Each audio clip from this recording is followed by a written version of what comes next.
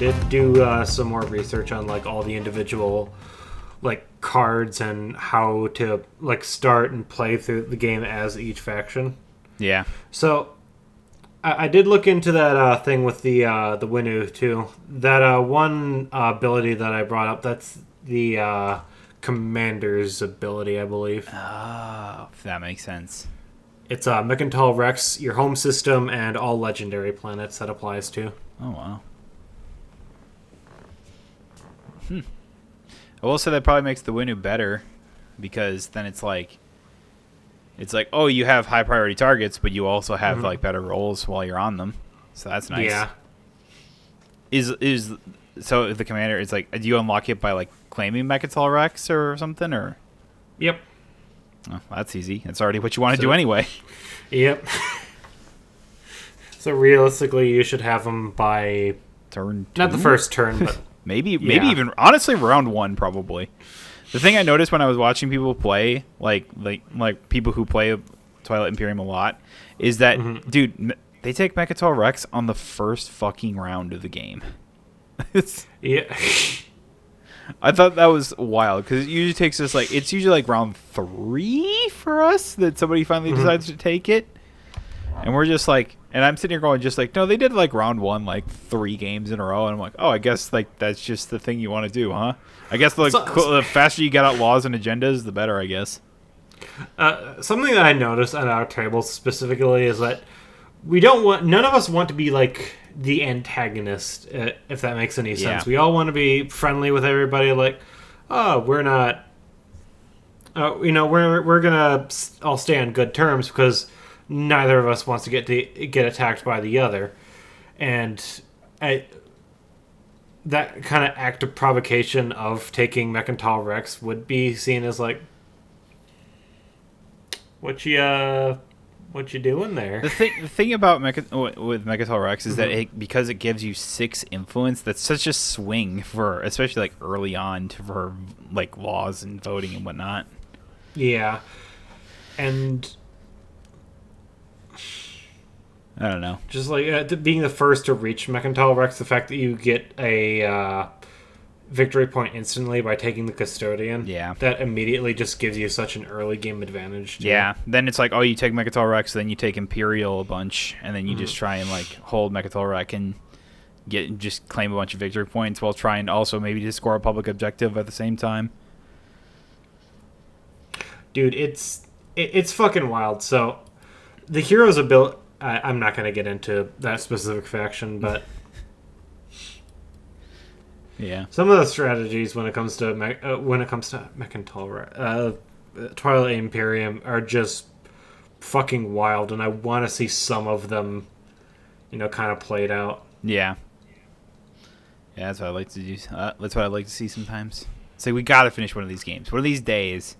Like I do. I legitimately think it's probably going to be like a 4 or 5 man game or something like that. That one of us, like a few of us, are going to have to do. It's like either like you, me, Billy, and like Ariel or Cole or something like that. And it just like just sit down one day and just like, all right, let's just hammer out a game real fast and just like actually win, because it's like with less people, with less players, it'll go faster. It'll go much faster. So there's that. Yeah, it'll be exciting when that happens. I just felt bad that Billy was like sick during that time. It's like he was so looking forward to the 8-man game. Yeah, I think I think at the same time, I hope he doesn't feel like responsible for us leaving early, because I feel like a lot of us were just kind of like really burnt out at the end of that. Yeah, no, he I mean, you could obviously he was like really trying hard to keep it together. I noticed that, and he told me in the back, he's like, yeah, I probably should have canceled today or whatever, but I felt so bad for like, like Evan and Ann or whatever, because they took, days off of work to do this. So it was just like, ugh. So he felt he needed to at least try, and better than I thought, honestly, considering I saw him the Sunday, like the day before, and he was so far out of it. I'm just like, wow. He even told me, it was like, if there wasn't this big group of like 30 people coming in for the Rocks that day, he would not have opened the kitchen, and they would have just had the kitchen closed that day. Yeah. Like that, I've rarely seen Billy that sick before. I felt really bad. Yeah, that's why I was like, I kind of wanted to ask him. I was like, so do you think you're gonna be okay for the big game tomorrow? So, oh well. Hopefully next time it'll be a little better. Yep. It's like we always say. It's definitely not going to be the last time we play that game. Oh, absolutely. We're going to play it it's many more times. It's too much fun. It's like I've played like we've all played like pretty different factions at this point, and it's just like yeah. It's so different. I probably should have played a new one last game. At the same time, you had fun with the capturing people's like ships and whatnot. You had certainly a lot of fun when you captured my flagship. As the nomad whose whole thing is to function through the flagship. Well, next time you shouldn't provoke me. I didn't provoke you. Shit. Yeah. You say that. That was fun though, but I was just like, "Are you fucking?" I will say this, Alex. I was like, after that fight, when I got to research like my free tech or whatever, I was like, I took Duranium armor, so it's like, I'm just like, well, if I get into a fight with Alex again, at least I can kill some of my sustained damage units. Yeah. Yeah, absolutely. I was just like so overcome and like just so like I was just like, are you fucking serious coming at me? I was like, I should have just ran from the fight or whatever after that first round. I didn't lose any ships to that point. I could have just gotten out of there like easy. But I said, fuck that. We're fucking fighting to the end. That's the thing though. If you would have done that, I immediately would have been, oh, maybe he wasn't trying to fight me. You see, I was going in this like internal monologue of, okay, so he's got this giant fleet of ships that's, only 2 systems away from my home planet, right? Do I wait for him to come to me, or do I provoke him and try to push him back? Little do you know, all I wanted was my 5 dreadnoughts for my secret objective, so I could have got my commander and then gone a bit more aggressive. I mean, at the same time, another thing that I will admit I was trying to do was fight. No, there was that one objective that we had where it was capture, 3 systems. That aren't your own on the outer rim. Yeah. So I was like, if I have this one, if I can take that system and his home planet, then I'll have that objective. Al, I will say this, and it's something I didn't tell you on that night. Mm-hmm. I was going to get my secret objective for the 5 dreadnoughts. Then I was going to come after your home planet because I had another secret objective that was to capture. I knew it. Was to capture another player's home planet. So, Alex, why do you attack my stuff? It was either that or go after Brendan. Brendan was probably honestly the better one, but I was like, I want to fight. Oh yeah. It was a good time though. Hey, we should probably do an intro, right? 8 minutes in. Do we really need it? Hello and welcome to the Twilight Imperium podcast. No, it's the It Never Ends podcast. The Twilight Imperium podcast. The Twilight podcast. The game. The podcast that will never finish a game of Twilight Imperium podcast. Yes. We love playing Twilight Imperium here. We'll just never finish a goddamn game. We're too slow. But yeah, I'm Andrew. Over there is my good buddy Alex. How you doing? I'm all right. How you doing today? I be doing. There was a lot of stuff for like video games that went on today with oh yeah, all the stuff with the Elden Ring stuff for the announcement of the Shadow of the Erdtree. Mm-hmm. Comes out January. Jesus Christ, June. And then had the Nintendo Direct today, which didn't have a whole lot that I really cared about into it, but it was like it was kind of cool. Yeah. I think my main takeaway from all of that was probably just like, oh hey, SMT5 is coming to all platforms and has like a royal version because it has like new stuff in it. Nice. So that is cool. I played one playthrough of SMT5. Really liked it. It was a really fun game. So I'll look for that one come June. My only problem is that it comes out literally like a day after the Elden Ring stuff. Just like, God damn it. And there was the Borderlands trailer. There was a Borderlands trailer, which I haven't watched. Everyone says apparently is ass.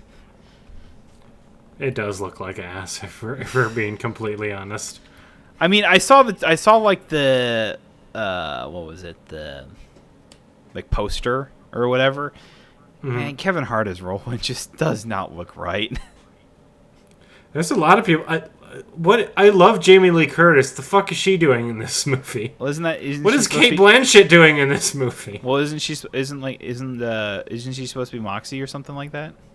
I think so. It just looks off. You know, it looks like it definitely looks like Borderlands. It just doesn't look like the characters are.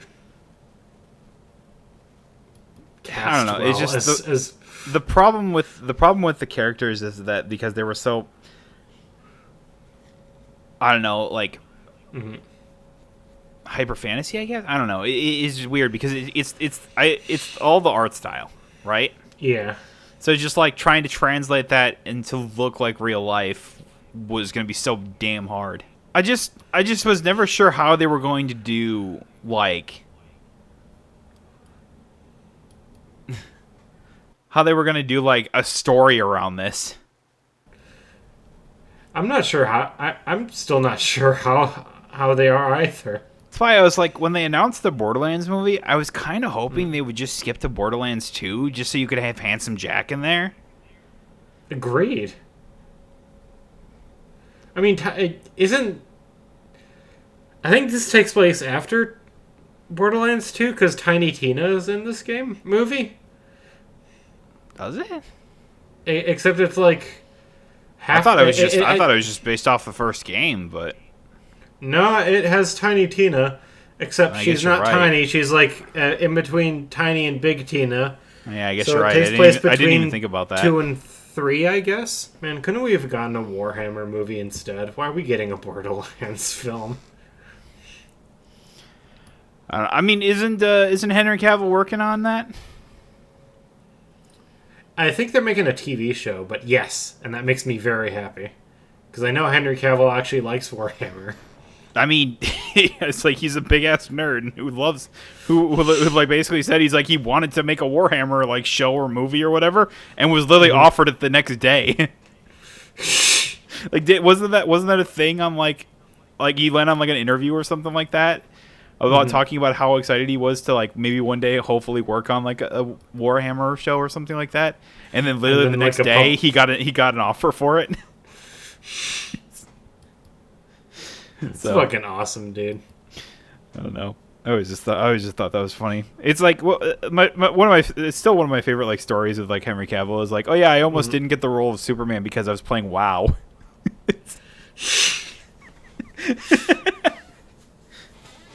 I always thought that was funny.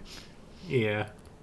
So I don't know. The Borderlands is whatever, I guess. I just don't know what. I don't know.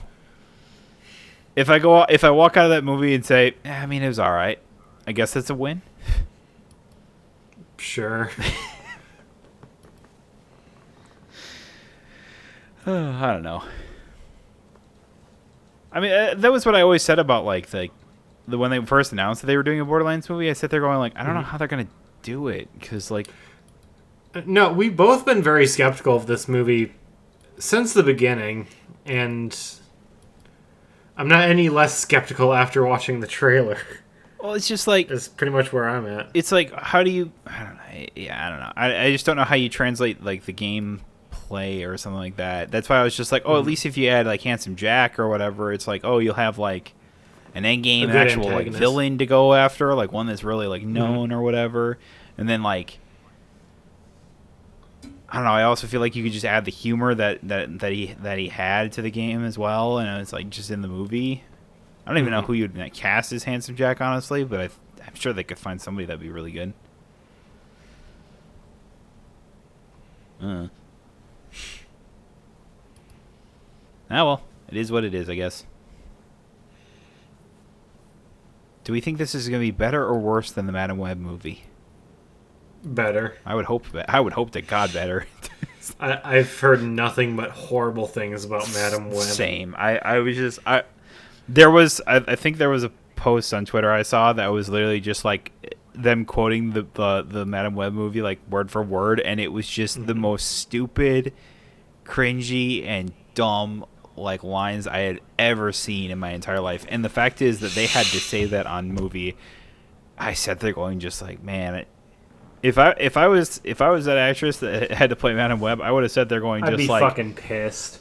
Well, I just sit there going just like, I don't get paid enough for this shit.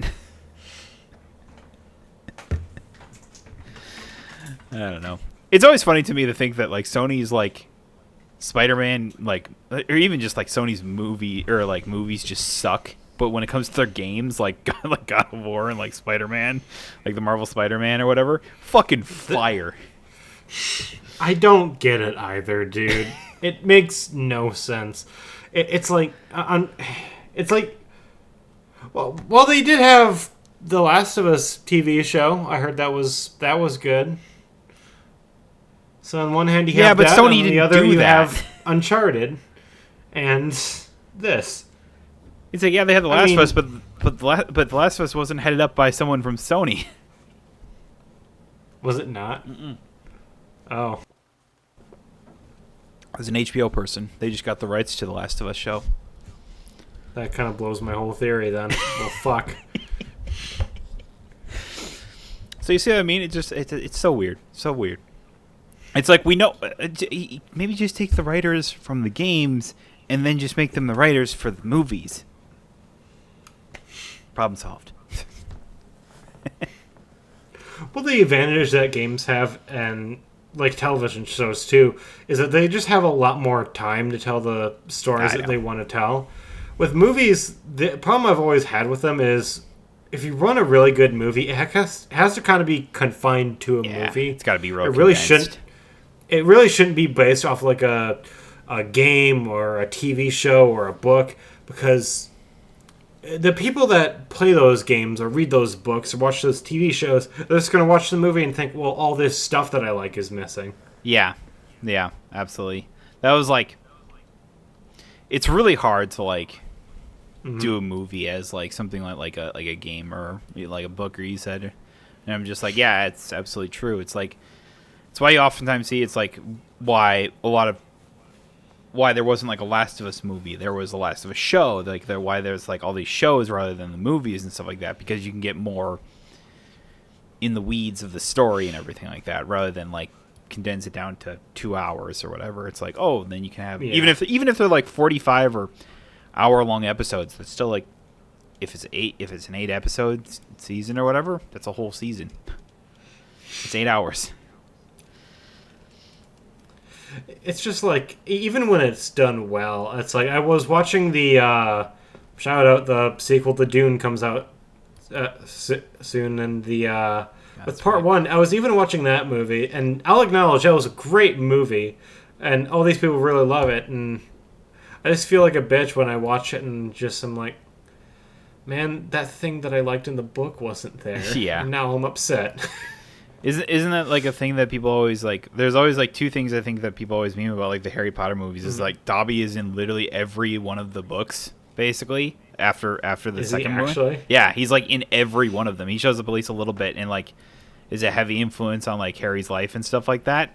That's why it like at the 7th movie or whatever, when Dobby dies, like it's more of, it hits Harry harder than you would think. It's like, oh, this is just like a house elf that I saw like twice in my life.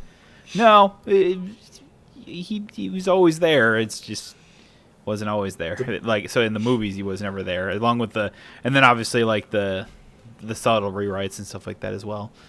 But yeah, I agree. Even like I remember reading like the Hunger Games like book or whatever, and then going to see the movie as like a field trip one in like high school. I always find it funny. I got to go watch the Hunger Games for a high school show as a field trip. I thought that was kind of funny. But it was just like, oh, and then the teacher was just like, oh yeah, did you see what was all missing? I'm like, oh yeah, all this like really cool stuff. And like when Katniss was running around in like the games or whatever, like just was completely missing. And it's like, yeah, it's because it wasn't really like important stuff or whatever. It was just like, oh, it just showed how hard it was to survive in the ring or whatever, rather than like, actual action. So there's that. We went on a field trip to go see a movie when I was a kid too, except we went to Captain Phillips. It was for a history class. God, I was like, I swear to God, I was like, that was the only like cool field trip I ever got to do when it comes to like school or whatever. Like I never got to go on the cool, fun field trips or whatever. Like the only one that I could have really gone on to was for like physics class. You got to go to Six Flags or whatever. I don't know why. It was just like if you were in the physics course or whatever and you had a passing grade, you could go to Six Flags for the day. I just chose not to because I'm stupid. I decided not to go to Six Flags, and I went to school because I'm that much of a fucking nerd. The fuck is wrong with you, dude? Yeah. And I look back at that and I go, why the fuck did I do that? That was dumb as shit. Oh man. It's like, I always hear people like kids just like, oh yeah, they get to go to watch like the fucking like Spider-Man movie or something like that. I remember like when like Into the Spider-Verse was out in like in the theaters or whatever. It's like people got to go see that as like it's like a film show or whatever. My brother also talked about how he got to go watch what was the movie again? It was like a big movie at the time. Oh yeah, he got to go watch like the fucking like Star Wars or whatever. I think it was like what? Yeah, he got to go watch Star Wars for his film class. I don't remember which Star Wars it was. I think it might have been Last Jedi. That sounds about right. That's bizarre. Yeah, I thought that was weird too. I was like, and the school signed off on that, like that you could go watch the new Star Wars movie, like as a field trip, and they're like, yeah. And I was like, damn, dude, I never got to do anything like that. Man, in terms of like the coolest school trip that I think I've ever been on, would probably the one that we took to Washington D.C. Oh, I would love to do that. Yeah, we obviously had to do like a whole bunch of fundraising and shit for that, but yeah, we still got to go. Was that like the 8th grade school trip or whatever? I think something like that. Yeah. Because I was like, for my 8th grade, we just went down to Chicago. We took a bus down to Chicago, and then we got to go eat at like Fuddruckers and. Dude, Fuddruckers is fucking awesome. Dude, Fuddruckers was awesome. And then it's just like we got to go like we got to go see we got to go up to the top of Sears Tower. Everyone got their ears popped because going up the fucking elevator you have to pop your ears, otherwise they hurt. And you what else did we do? I don't remember what else we did. We went to go see Wicked. That's right. Wicked was the big one at the time. Yeah. Wow. Yeah. Holy shit. I remember that, and I was just like, and it was a classic, like, all the guys are like, I don't want to go see a musical type thing, but we got to do it or whatever. And I remember every single fucking one of us went after that. Like, we got back on the bus, we went back to the hotel or whatever, and we said, all right, I'm gonna be real with you. That was actually pretty fucking cool. It's pretty good. And the teacher just goes, yeah, no fucking shit, that was good. Classic, like, 8th grade boys, like, I don't want to watch a musical about the Wizard of Oz. Come on, man. And then we all went, wow, that was actually really good. And my teacher goes, God damn it. He's like, I knew you guys would love it.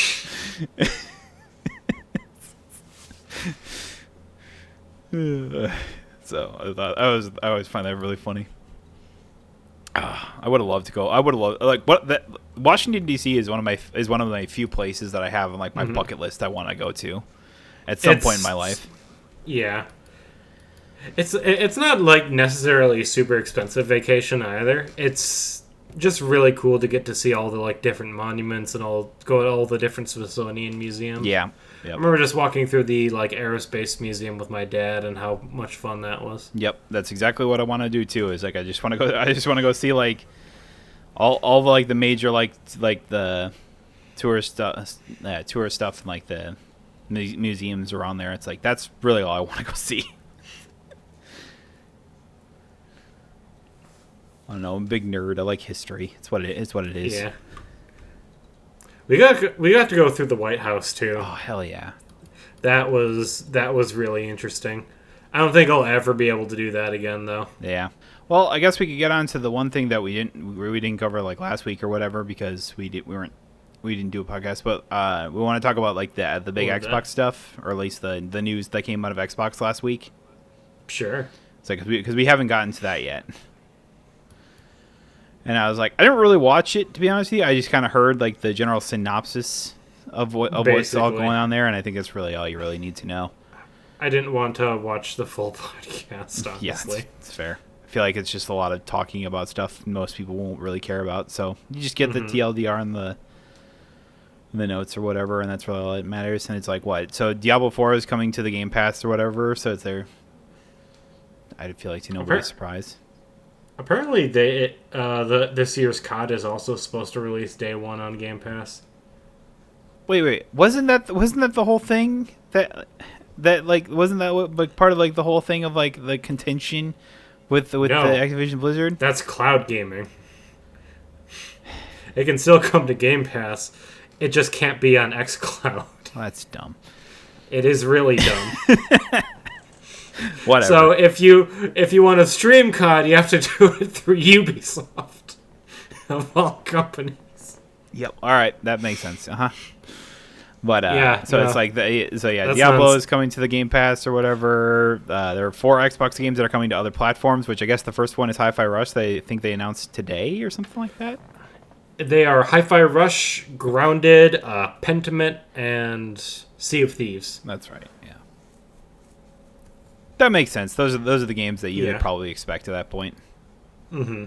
So that's nice. And then what was it? And it was like, oh yeah, they're still going in on hardware and stuff like that. Don't worry about it. Yeah. It's the Xbox isn't going away. I think what Phil Spencer said specifically was like, we shouldn't overreact. Like the sky isn't falling, is what he was saying. I do think it's important to keep in mind that they're not going to stop at these 4 games. They are going to release more games on more platforms. What kind of bothered me is that they didn't have like outline what their criteria was. Is like, oh, are they going to go to other platforms like a year or a couple months later? Are there certain games that we can't expect to go to other platforms? Because he did say, at least for right now, Indiana Jones and Starfield are staying on Xbox, as well as like Halo and Gears, obviously. But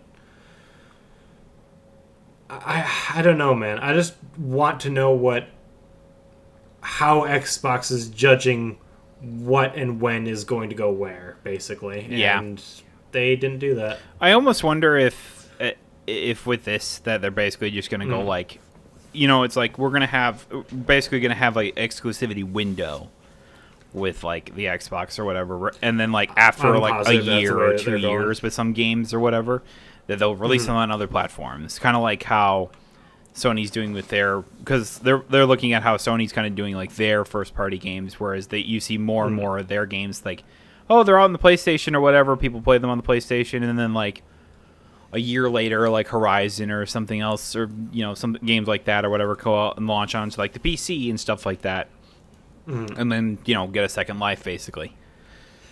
So I wonder if that's their thinking. If I had with like maybe not all games, but I could see a good chunk of games doing that. That's where what I see at least Xbox doing right now. I'm sure PlayStation's going to follow suit probably in the next couple years. My whole thing right now is I think this is an indicator as to where the industry is going, and I think we're starting to move away from exclusivity, which is kind of going hand in hand with that kind of all digital future that we're probably going to see. I think a lot sooner than a lot of people want to see. Yeah.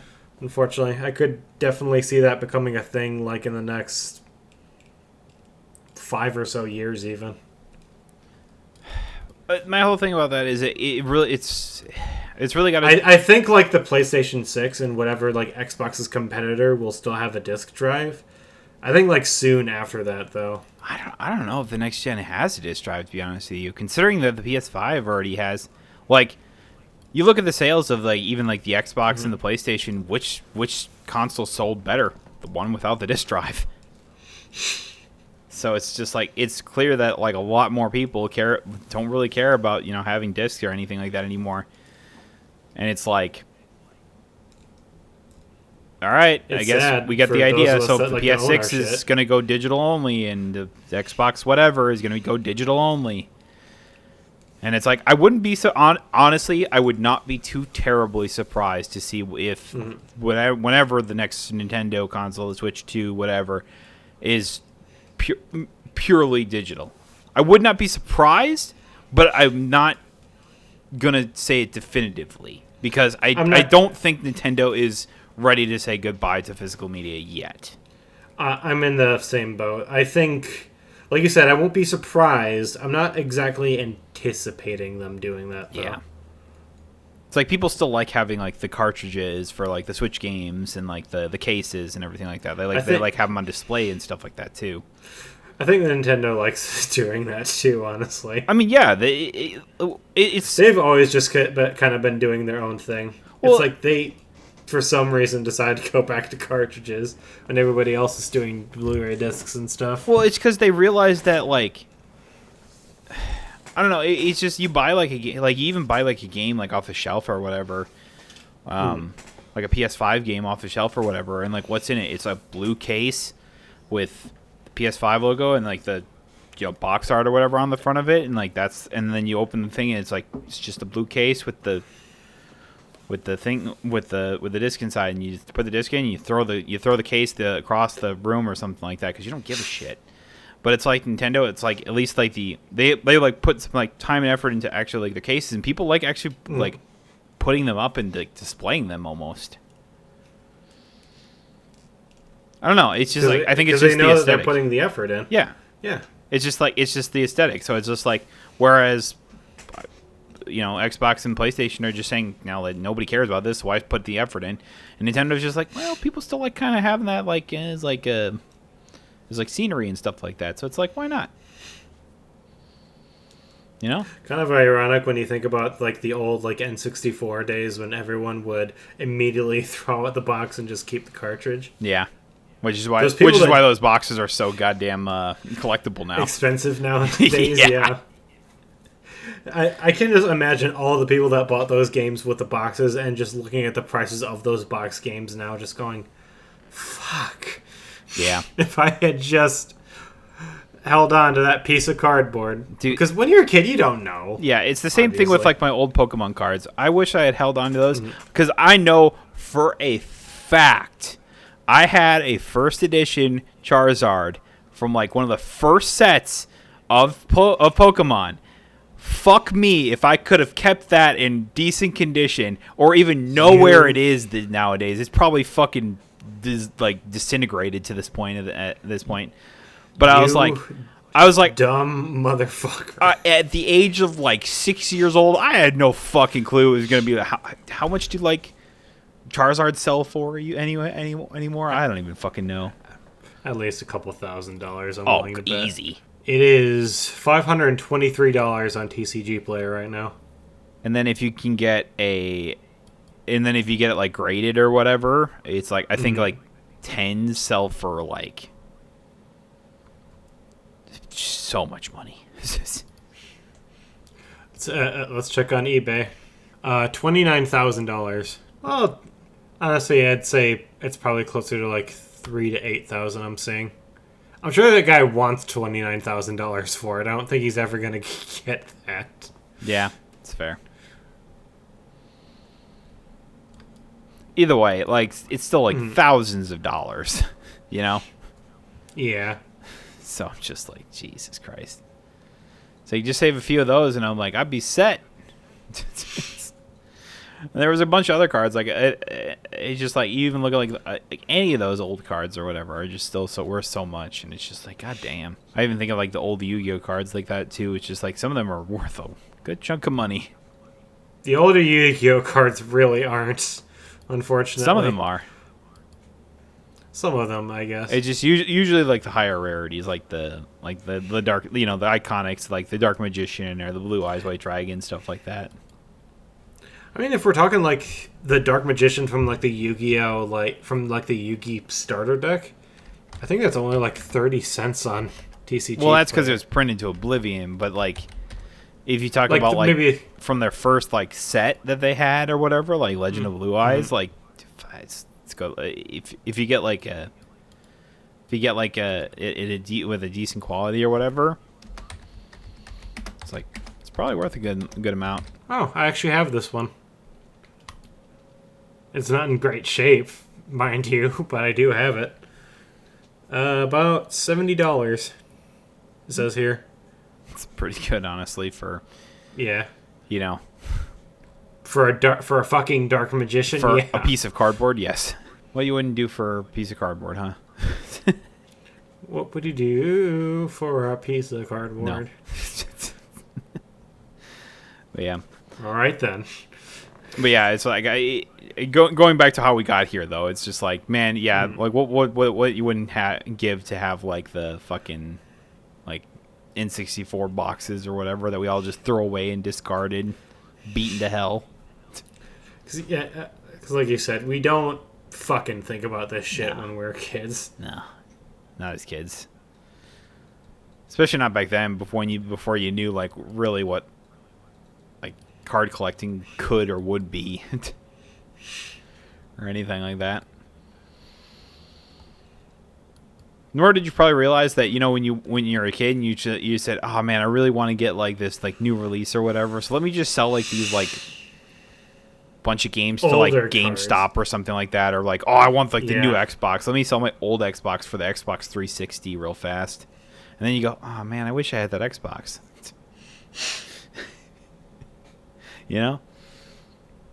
Oh yeah, no, believe me, I know.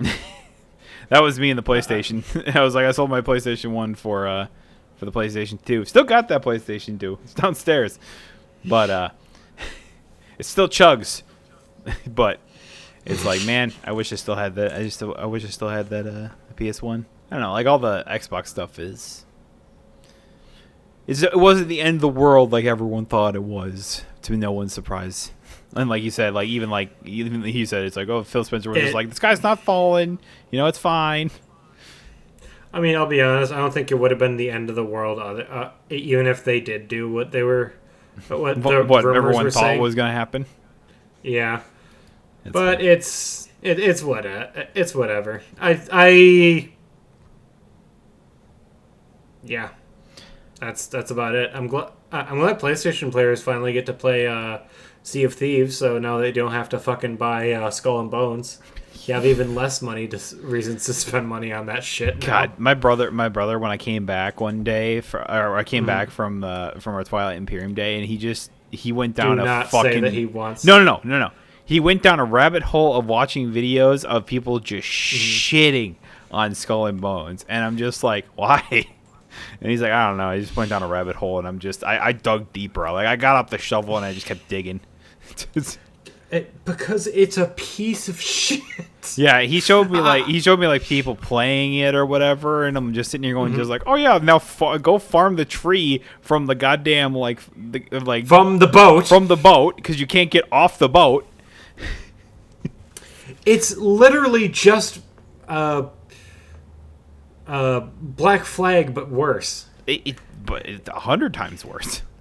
I mean, even the ship combat, in my opinion, controversial opinion, I know, I think the ship combat looked better in AC. What just was better in Black Flag than it was in fucking Skull and Bones. Even the graphics look like it's a huge backwards turn as well. It's just like, it's like, you worked 10 years on this? Like, what were you guys doing? It's a quadruple A game, and it's worth more than $30 more than Helldivers. Yeah. Yeah, that'll clearly work out for you. Yeah, that'll work out and everything. Like it won't backfire in a nutshell. So, just since we're on the subject of Skull and Bones, do we think that this lasts even like one more month at full price? No. Like they got to go if you want to even somewhat salvage this, which is not going to work in the end. But if they wanted to even somewhat salvage this, like it's got to go like free to play, like. I think it's going to, or it's just going to go into non-existence. I hate to say this because I said it with Suicide Squad. I expect it to do worse than Suicide Squad. I mean, it will. It's. I mean, like even with Suicide Squad, there's a uniqueness factor there. It's like, yeah, there aren't any other games like this on the market. You can kind of say that with Skull and Bones, but with Skull and Bones, there's just so little to actually do in that game. Yeah. I don't understand. I simply don't understand what the fuck they were thinking.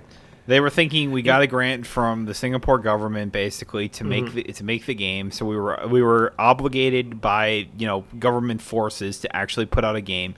Realized that about 2 years into the development cycle, we don't want to actually make this game, but we're locked in because we signed this agreement with Singapore to do it. And now we're just going to send all of our fancy execs to Singapore and have a nice little vacation. We're going to call it a quadruple A game, biggest game in the history of the goddamn world, completely lie to our fan base and everyone that was interested in the game, and then make bank. You know what I bet happened? I bet this game went through like 5 or 6 iterations. Oh, easy. This game is going to do this, or no, it's going to do this. And then at the end they were just like, okay, it's been forever. It's fucking now or never. We got to put this thing out at some point. Just take what we have right now and put it out there. If there's stuff we need to improve, we will improve it later. If there's stuff we want to implement, we can implement it later. We gotta put this thing out there, though. So, just top of mind thinking, if this game makes a comeback, it'll be even bigger than like No Man's Sky, right? Like, let's do a hypothetical for a second.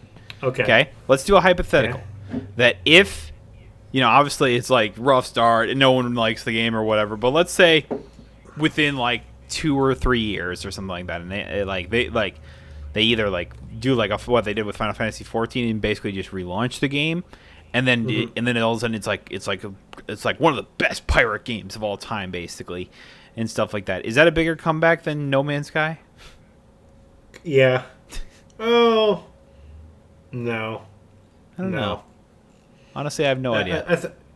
I think it wouldn't be as big of a deal because Skull and Bones is backed by a larger company where. Yeah, that's fair. As Hello Games was always just a small like indie group that had less of an incentive to kind of stick with it. Yeah, that's fair. And let's face it, Ubisoft's probably not going to stick with this for more than like a few months. I don't think so either. I think they put the game out of obligation. I think they might release like a couple updates for it, but long term, I don't think they want to support this game very much. There's just no way. No. Like I really thought like last year Ubisoft really hit rock bottom. Clearly, there was even more of a rock bottom.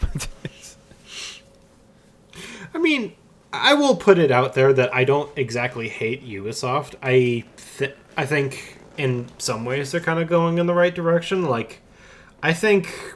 Them putting out Prince of Persia was something unexpected and really cool, and I do like the direction that Assassin's Creed is going in. If they follow Mirage's direction, and just being a good old-fashioned classic Assassin's Creed game that basically everyone has been asking for. All right, I'll add to that by saying only if Beyond Good and Evil 2 comes out within the next like 2 years. It won't. That's just not going to happen. Yeah, it's a pipe dream. You had to try, right? Yeah. Yeah. I don't know. Like, what is does Ubisoft even have anything else planned for this year? Like, do we is there like a new AC like game that's coming out this year?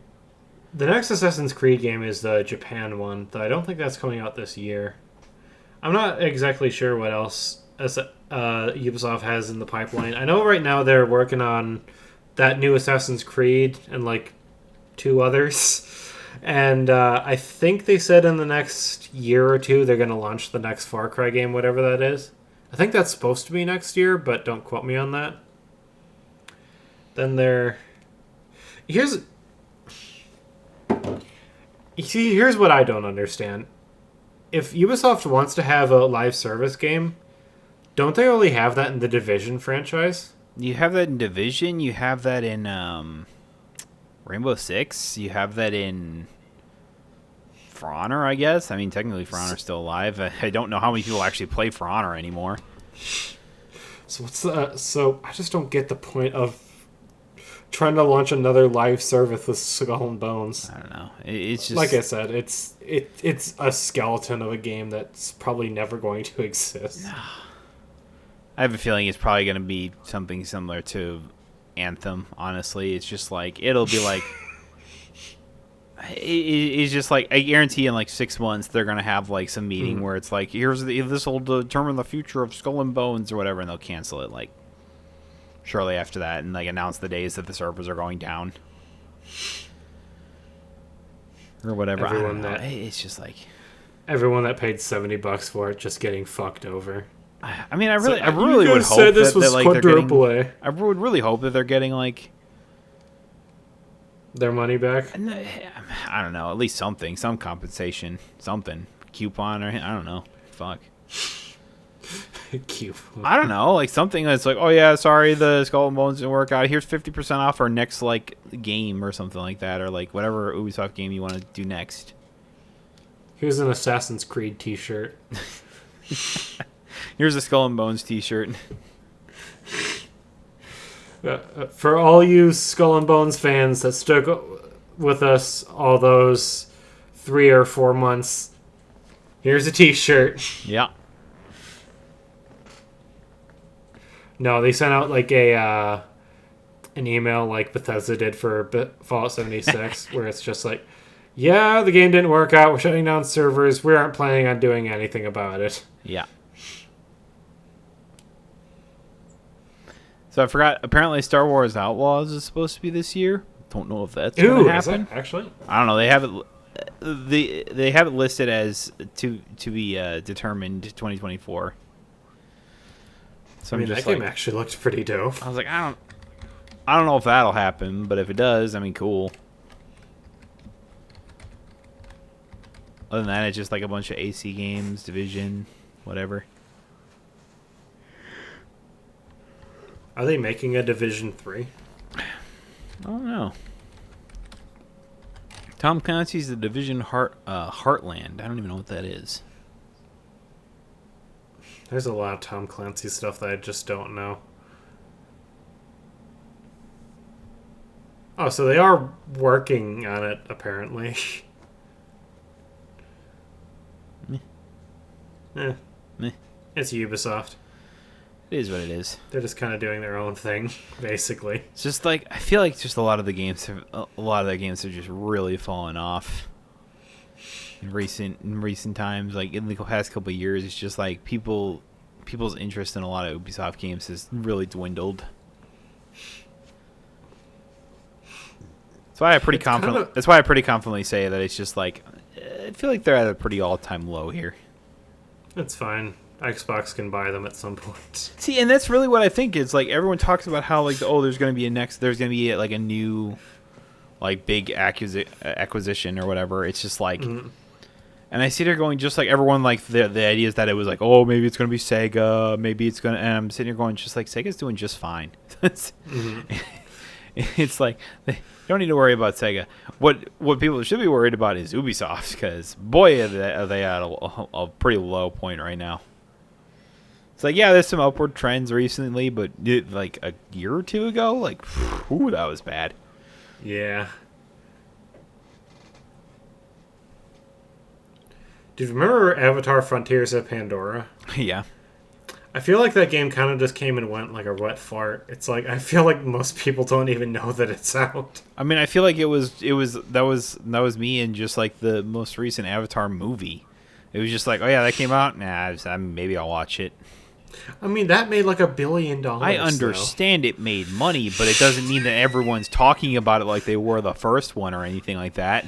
Like, it wasn't this big revolutionary thing that everyone like talks about how it revolutionized the movie industry and stuff like that. Like, that was like the thing about like the first movie, is that it just like it took the idea of what CGI could do to the next level because it looks so good, and it's just like you could hardly distinguish it from reality in a way. It was like, yeah. I mean, technically, that's what the second one does too, with its like water physics and stuff like that. But the issue with that is that CGI has just gotten so good and so normalized nowadays. It's hard to really use that as a selling point. So it's kind of just relying on its story, and the world building was really good. I will stick with that. The story was building was good. The story was not. The story was bad. I was not a fan of the story. It was at all. quite bad. When they brought the Colonel guy back as a fucking avatar, I sat there going like, "What the fuck, dude?" That made me legitimately roll my eyes. pissed me off. Like, sincerely, I don't know why I was so pissed at that. I just was. And when that kid, I think his name was Monkey or some Spider, bullshit. I'm pretty sure. Spider saved the guy at the end because it's like, oh, well, he's my dad. He saved my life because the one girl or whatever, like was gonna kill me if he didn't let go of the daughter or whatever. And then he's just like, oh, he actually did the thing, so he saved my life as a result of that. And then it's just like, oh. It's like, fuck, now I need to go save his life. Why the fuck do you need to save his life? He wants to kill literally everyone you care about. And the fact that he just kind of... Oh, yeah, he saved my life, but it's like... Yeah, he also killed hundreds of people while you watched. You saw him torturing people for information. You're just gonna save this guy? You're just gonna let him live? Like, seriously? He literally won't stop to kill you. He won't stop until he's killed and like taken over and just destroyed everything, because it's like, you like this way of life or whatever, you like how the Na'vi live and stuff like that, and everything like that, and you want, and like you wish to be a part of them or whatever, and you sat here going just like, and you want to let him live? No, fucking let him drown, bitch. What the fuck? That was a move specifically just because they want to use him in further sequels. Yeah, and I just hate that. I think, like I said, the lore and the world building, the world of Pandora is so interesting, and there's so many layers to it. I wish we could have a movie of just that, where it's just not all this Jake Sully and, the big evil general coming to kill all the stuff. It's like, oh my god. I understand. It's just... I understand that when it comes to like movies and stuff like that you need to have like action and stuff like that. Like in those types of movies and stuff like that, you need to have like action and like conflict and like reasons for certain things to happen. But it was something I always said about like, especially like what happened like after Harry Potter. It's like, why can't we just ever explore the worlds, like the Wizarding World or anything like that? Like, that was really what I was hoping like the Fantastic Beasts and Where to Find Them series was going to grow into, and then it just wasn't. And then it's the same thing with like the Avatar. I was really hoping like, oh, it's just like, oh, there's like these water people or whatever. It's like, let's explore the way of life of the water people, and like, and how they're different, and how like they evolved to like to meet the ocean. Like, they almost have like fins and like can breathe underwater for a lot longer. It doesn't need to focus on the same group of characters every single time, and I think that ultimately works towards its detriment. I think if it, like you said, did explore more of the world and did focus on like more different characters, it'd be so much more interesting. I'd be so much more interested in watching more Avatar movies than I am now. Right now, I'm like at the point of like, okay, if they make a sequel, Okay, it's just gonna be Avatar 3 or whatever. Mark my words, it's just gonna be basically the exact same thing as Avatar 2. They're gonna go to this fire part of Pandora or whatever. They're gonna go to like the volcano that's on the other side of Pandora or something like that, and it's the fire people that can like withstand, like they can get dangerously close to lava because they have like like really thick skin that like I don't know, can withstand like really hot temperatures and stuff like that. We're gonna learn about them, and then the general guy is gonna show up, and he's gonna be like, "I'm mad, and I want to break stuff. I'm mad, and I want to kill you and stuff." Jake Sully is gonna be like, "Oh, I need to stop him. My old enemy. I need to protect my family." God. They're gonna do the same song and dance. There's gonna be a big battle at the end, and they're still both going to live for Avatar 4 because there's supposed to be 8 of these movies. Yeah, it's dumb. And 7 of them are all gonna be the same. Yep. That's so frustrating, man. Yeah, ain't it great? Can I also say just another plot point that really fucking irked me in the whole like movie was that like it was. What's her face? Like it was Sigourney Weaver's characters like Avatar or whatever like gave birth to like the one girl or whatever. Yeah. And it's just like, and it's like, oh, it was like a miracle from Awa and stuff like that. All right, let's just reference that and then never ever talk about it again. And so when she's doing all this like crazy stuff, like talking to, you know, the like animals or whatever, like the other parts of Pandora and stuff like that, and like doing things that no other avatars can do, and you don't think that she has a closer connection to Awa, like, how did you do that, Kiri, or whatever? And I'm sitting there going just like, what do you mean how do they do it? You're supposed to be the spiritual one. This is so obvious that it hurts that you cannot figure it out. It's just it irked me that they were just like, oh, what's wrong or something like that. I'm like, what the fuck are you talking about? You know exactly what the hell is happening.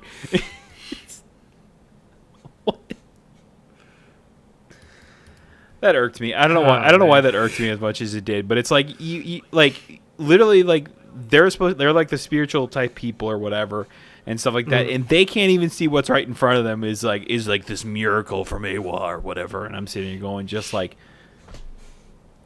no shit, she has a close connection. It's like fucking like. It's like Anakin in Star Wars. They basically did Anakin from Star Wars, but as Avatar. In the Avatar version. Oh, where did Kiri come from? She was born of Awa. Where did Anakin come from? He was born of the Force. Wow, real original. I didn't even put the 2 and 2 together until just this moment.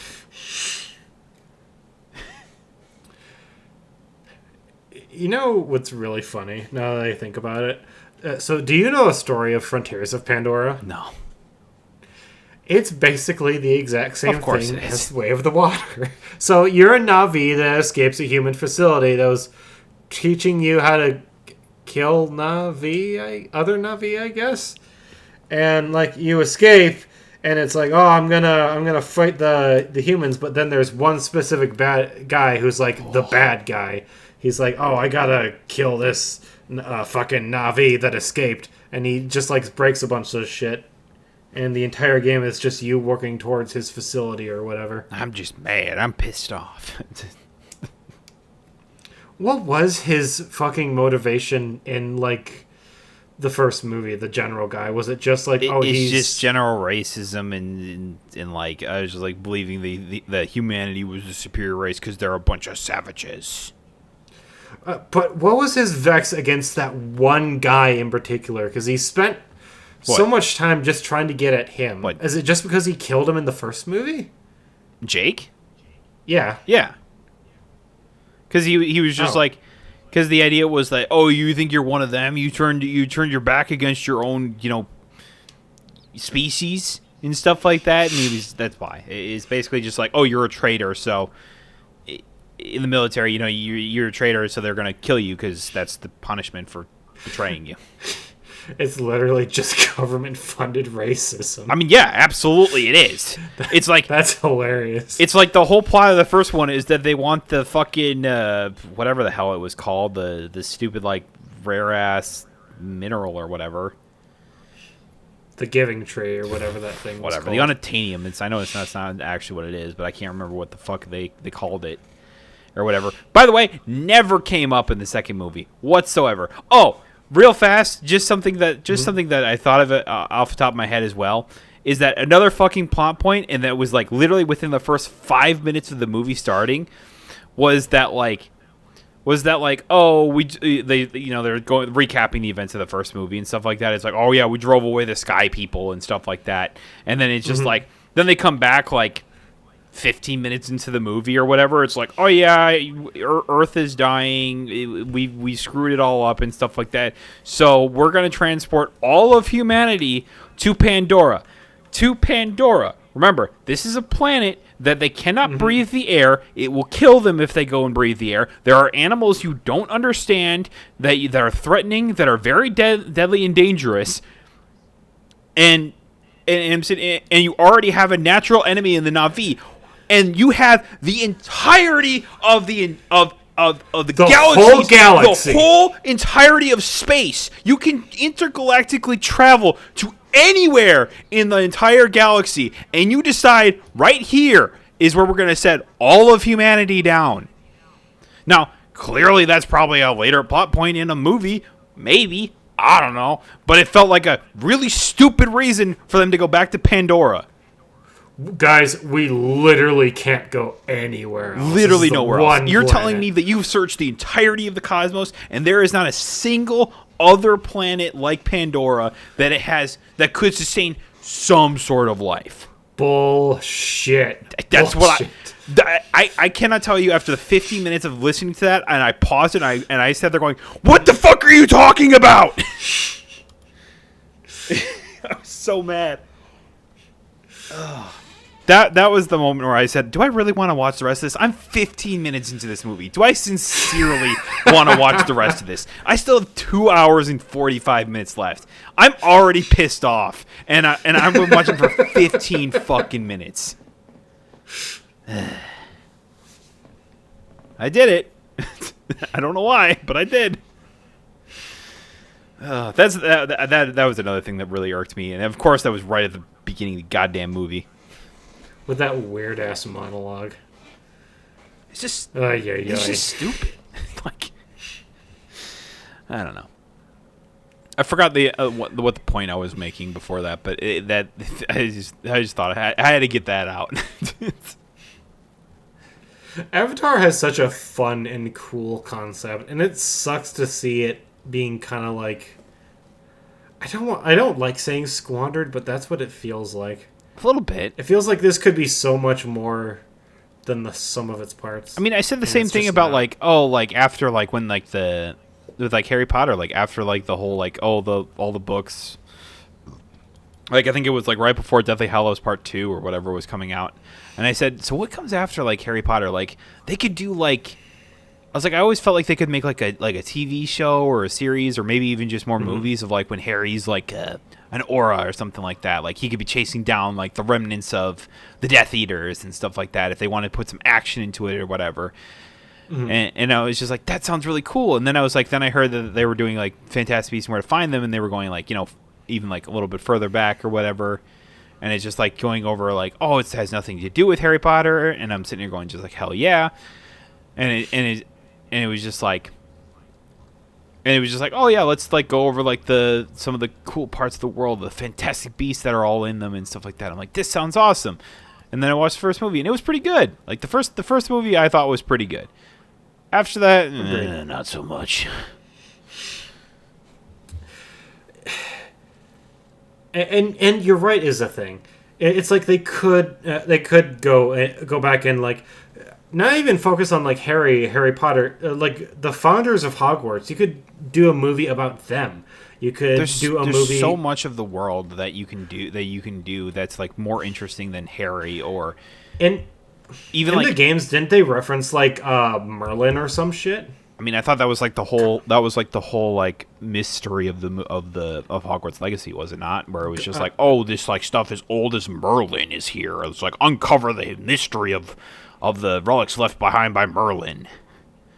And I was just I I don't know. I didn't play it, but I didn't play it either. But I just remember that was one of the big plot. Like that was like during one of the trailers they said that, and I was just like, well, I have a feeling where this is going. That'd be an interesting thing to expand on. Yeah, there's just so much stuff that they could have done. Imagine, I don't know how well this would have gone, but imagine a movie based around like Snape and Harry's dad. How fucking like when they were in their when they were in Hogwarts or whatever. Yeah, where they were just fucking with each other like 24/7. Yeah, I don't know. I don't know, man. I always feel like that's like a lot of things. Like when you get to like these like big franchises or whatever, it's like even like something as simple as like, I mean, even like Star Wars. Like it took how long to get off of like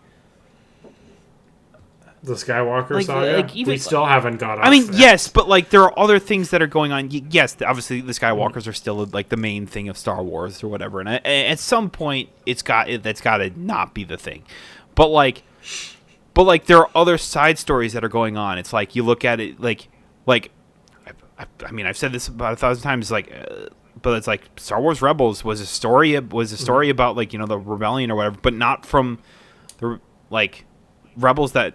A whole group of new characters that we had never seen before, and stuff like that, with like Ezra Bridger and Kanan Jarrus and Hera, and then Hera and Sabine, and it was just like that was like, and it was like really cool, and like even like you look at like the Mandalorian or whatever, it was just like you had Mando, and it was just like, and just like doing like Star Wars stuff, doing like bounty hunter stuff and whatever, and then like but incorporating still what parts of what makes Star Wars with like Grogu and whatever else. So it's just like, but it's like it's side stories like that makes it so cool. It's like even like during like the Clone Wars, it was like it's like yeah, you still had like Anakin and like Obi-Wan and like the Clone Wars that we kind of knew from like the prequels or whatever, but at the same time it's like stuff going on. But it's at the same time there was multiple story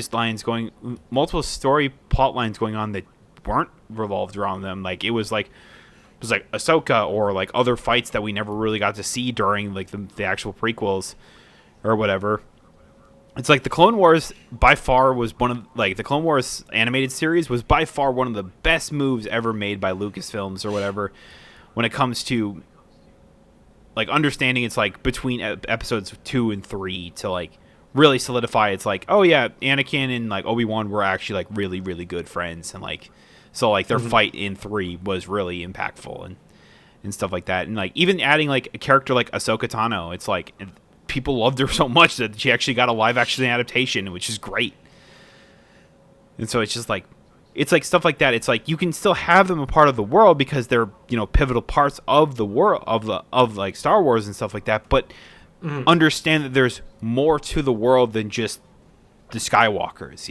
It's like they can be a part of it. It's just at the same time they don't need to be the focus of it all the time. It's like expand upon the world, like understand like that how it kind of works. It's like that was part of what I kind of understood of what people liked about like Andor and stuff like that. It was like more of like the politics side or whatever of it, but it was like at the same time it's like I know I shat on Andor a lot, but like there were moments where it's like it really felt like world building to the point. Now it's like that's what actually made it kind of cool. Overall, I did not like the series, but it was at some points I was just like, okay, I see the appeal of it, and then it went back to something stupid, and I go, all right, now I'm out again. I don't know. I feel like I'm on the lone rock when it comes to like stuff like talking about Andor, because everyone else I talk to about Andor literally says it was so great, and I'm like, really? I was like, I didn't like it at all. Which is weird too, because you really liked Obi-Wan, right? I loved Obi-Wan. It's weirdly enough the opposite with a lot of people. A lot of people don't like Obi-Wan, but they like Andor for some reason. I look at it like this. So Andor was all about world building and understanding that the Empire was a piece of shit, which we already knew. Big surprise. The Empire was a piece of shit, and they were willing to do whatever it takes to make sure they got their way. Wow, who would have thought that? I know, right? They're crazy. Whereas, I think people, and this is why I oftentimes say that it's like to understand like how. how do I say this? It's like I kind of grew up. I mean, both of us technically kind of grew up like when the time it's like we weren't, it was like the back in the 70s. It was like that's when Star Wars first came out or whatever. The original trilogy came out, and then when I was growing up, the prequels were coming out. Like I went to go see Phantom Menace in theaters and stuff like that. Also, by the way, just real fast, did you see Phantom Menace is coming back into theaters? By the way. No. Yeah, What? it's for like the 20th anniversary or something like that. For like the Phantom Menace That's is awesome. coming back to theaters for like a day. I just thought That's awesome. I did not. I just thought that was kind of cool in a way. I'm thinking about honestly going to see it. Like I think it's like next month. There's like a day. But no, I never went to see the prequels in theaters. I wanted to. The whole thing was my dad thought I was too young at the time, so I just watched the movies with him later. Yeah, on VHS. Yeah, my dad watched introduced me to all like the Star Wars films, the original trilogy or whatever, and stuff like that. And so he was just like, "All right, next one, the prequels are coming out. Let's go watch them." And so I went to go watch them with him. And whatever, it was really funny because like walking out or whatever, even despite seeing the original trilogy or whatever, walking out of like the first movie or whatever, I said that was awesome, and I looked at my dad and he goes, "Yeah, it was great." I could tell he did not like it because he did not come back to go watch 2 or 3 with me. Oh, jeez.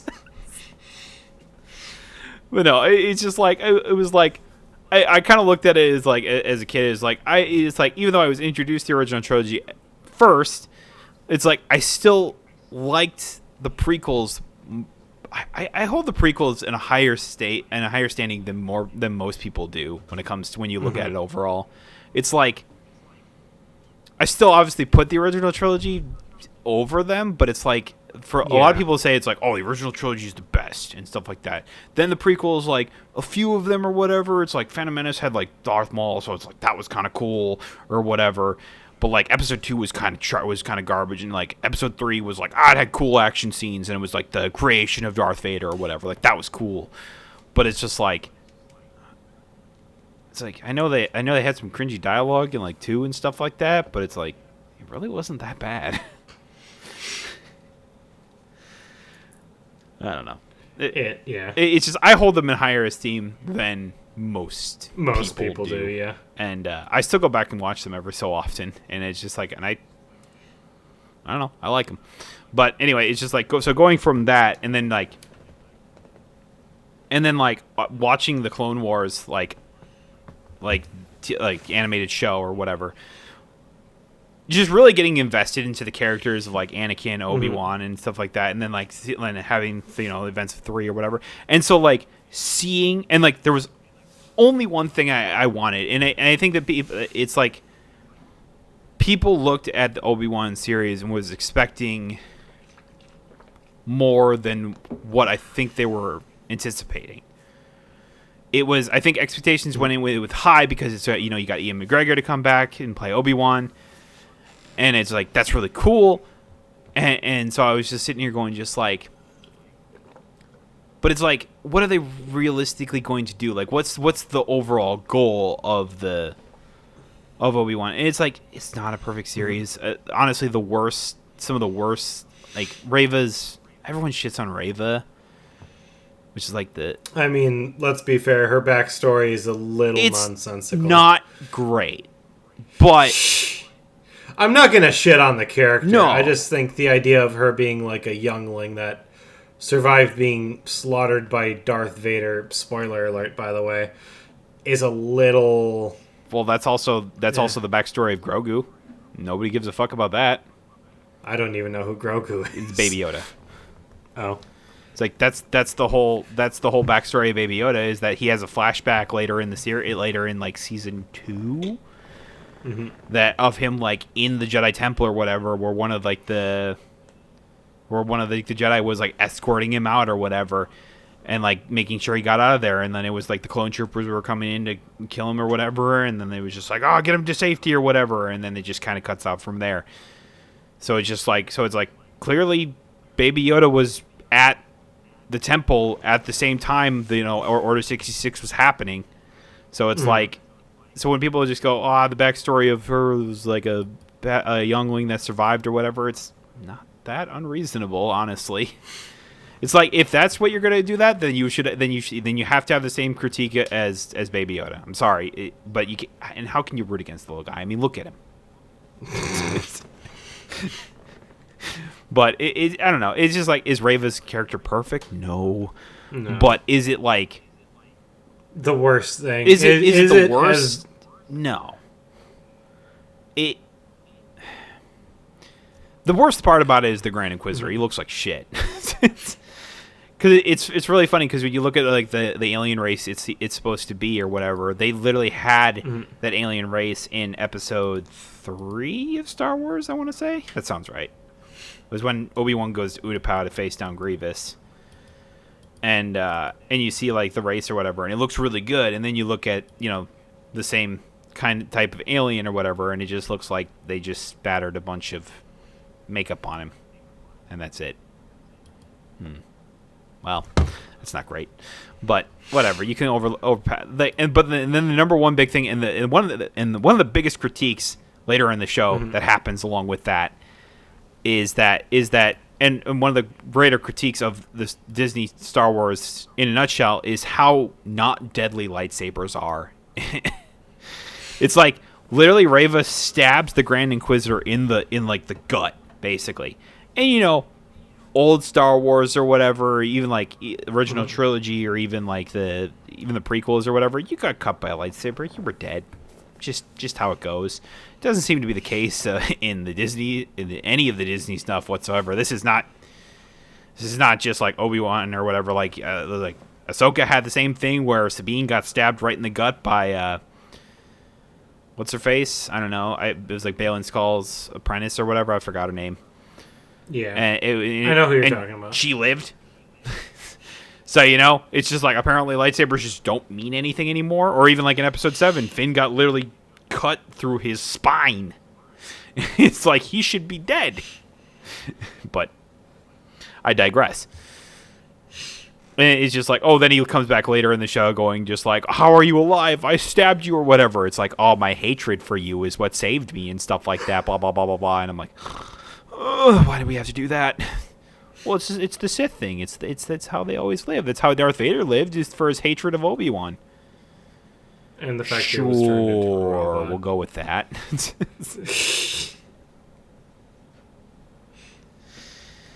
I don't know. But it's just like, when I went into the Obi-Wan series, I just went going like, what did I want to see? I wanted to see cool moments of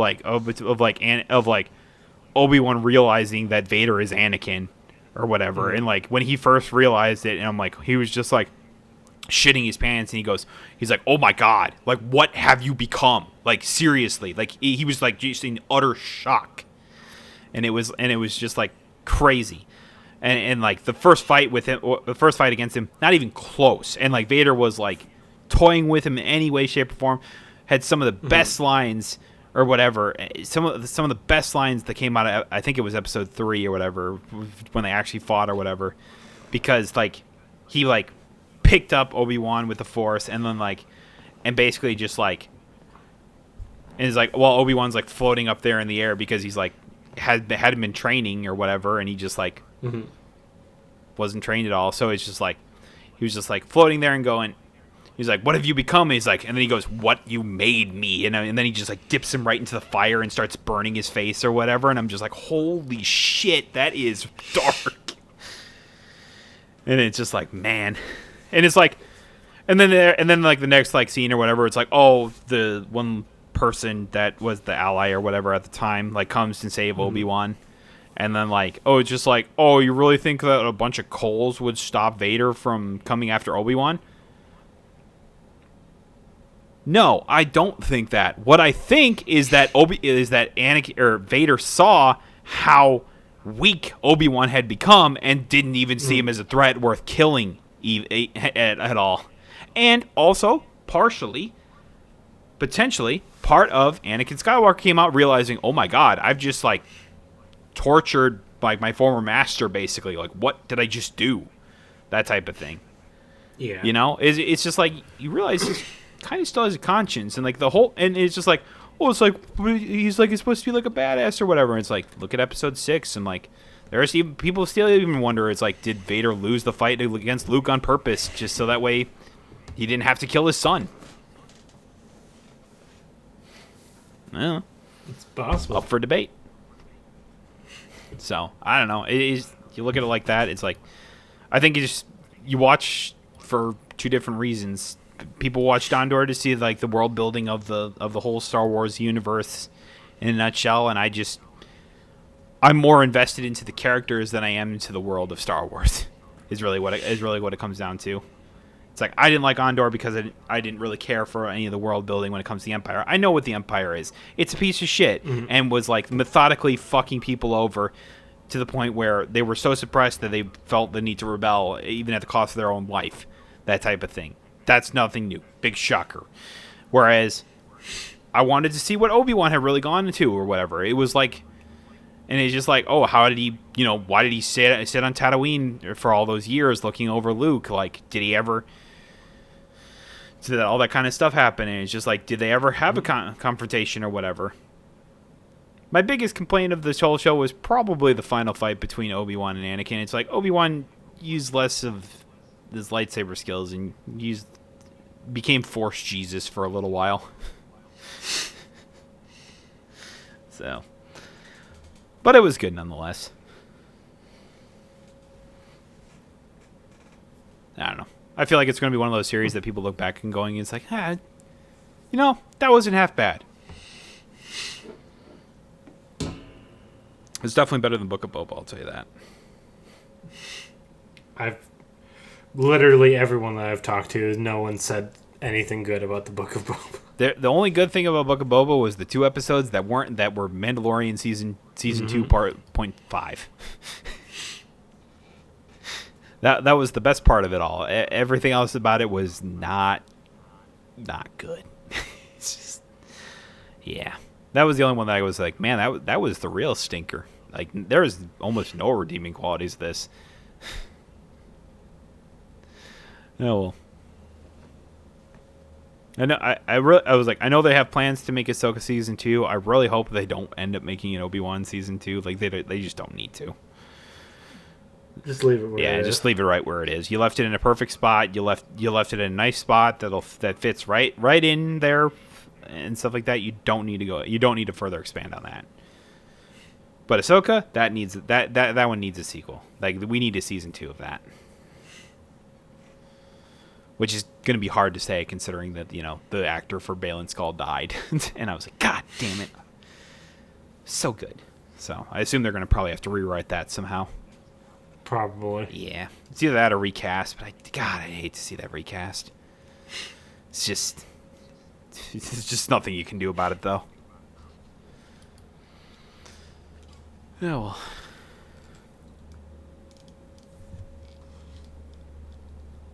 So, is there a Nintendo Direct next week as well? Because there was the partner showcase today. And then I think that they announced that there's also another Nintendo Direct next week. There might be.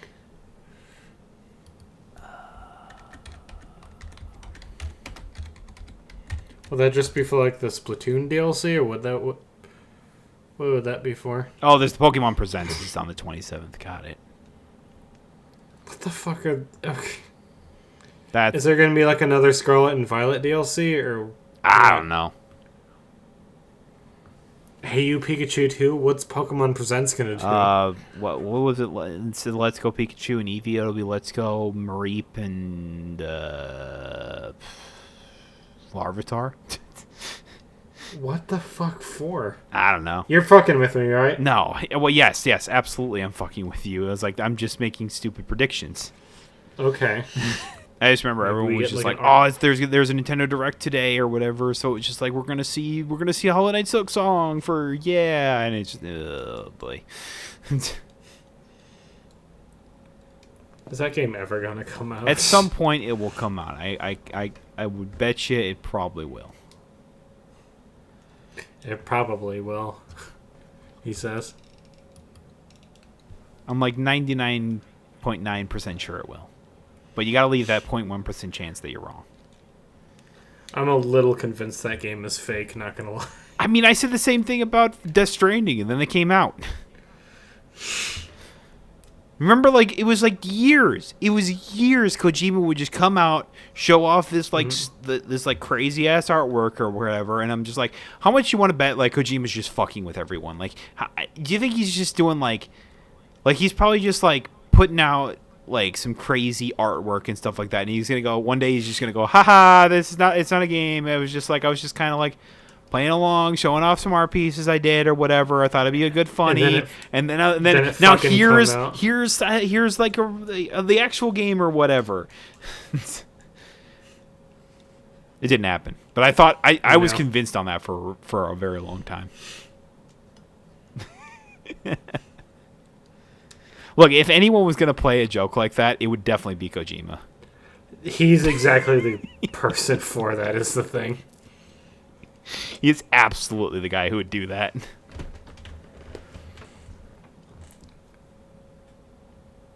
Damn. So do you think that they're going to announce the Switch 2 like in like June or something like that? Yeah. Probably. No ifs, ands, or buts. I think it is getting announced this year, and maybe wild prediction, I think it's launching this holiday. Yeah, I could see that. Yeah, I bet they announce it and the launch games this summer. Breath of the Wild. 2, 3. It'd be 3. 6. We're just going to skip straight to 6. Everyone's going to be confused. It's going to be so weird, and they're going to work backwards. But no, I think like June, July, they announce the console and its launch games, and it launches sometime in either October or November of this year. Probably be around like Thanksgiving. And then one of them gets a Game of the Year nomination. Do you think it'll be like super hard to get the Switch 2 like it was like for the PS5 and stuff like that? Yeah, probably because it was pretty hard to get the Switch. Yeah, it's true. It was like when the pandemic started. I mean, granted, that was everyone wanting to buy a Switch to play Animal Crossing at that time. Yeah, but it's like, yeah, I can see it. I do think since supply chains are not as bad now, I don't think it'll be like hard to get for as long of a time. I think since it's going to launch right next to the holidays, it's going to be particularly bad. But I think once like that, like next February or basically a year from now, I think it's going to be a lot easier to. Part of it is not bad. Do you think it'll be a mobile, like a kind of like a mobile-ish game or whatever? I think so, because wasn't one of the rumors is that you're going to be able to play all your old Switch games on it? Yeah, that it'd be like backwards compatible. Mm-hmm. Yeah. So I think it's going to be like another mobile hybrid console.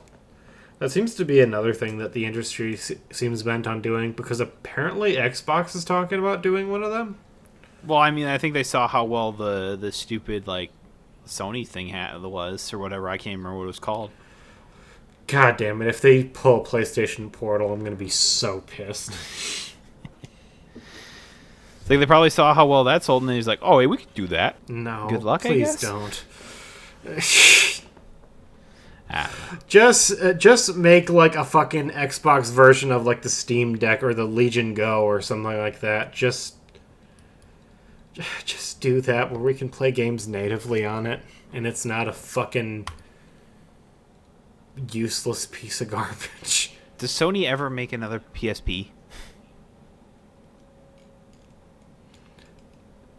I'm not going to get my hopes up, but I hope they do. It'd be really cool if they made like a PSP that could run like PlayStation games like via streaming or whatever. Yeah. I think that'd be cool. I mean, I've really liked my PlayStation Vita. I still have that. Dude, I still like my PSP. I still play it on occasion. Hell yeah. When I want to sit back and I'll just go sit on the couch or whatever, play some Play some like old, what is it, Dissidia Duodecim from Final Fantasy, the fighting game that they had. Yeah. Considering that was the Dissidia on the PSP was way better than the fucking one they put out on like Steam, PlayStation, and everything like that. That was garbage. I heard that was garbage. It was but really I really bad. wanted to play that one. Well, the problem with that is that they made it. It was a 3-on-3 thing rather than just like a 1-on-1 type thing. It's just bad.